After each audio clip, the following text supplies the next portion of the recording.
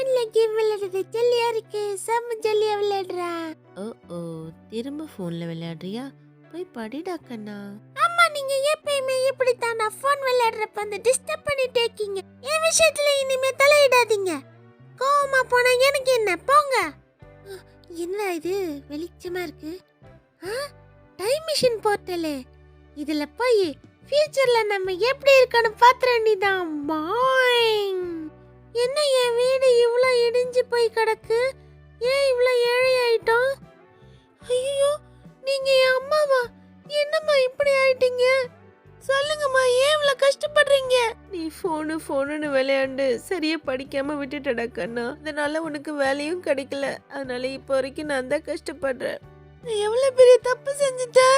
எல்லாம் இந்த போனால தானே வந்துச்சு. இனிமே இந்த போனை பார்க்க மாட்டேன். இனி படிப்பு படிப்பு படிப்பு மட்டும்தான் என் குறிக்கோள். என் குடும்பத்தை கஷ்டப்படவே விட மாட்டேன். நான் செஞ்ச தப்புக்கெல்லாம் என்ன மன்னிச்சிடுங்கம்மா.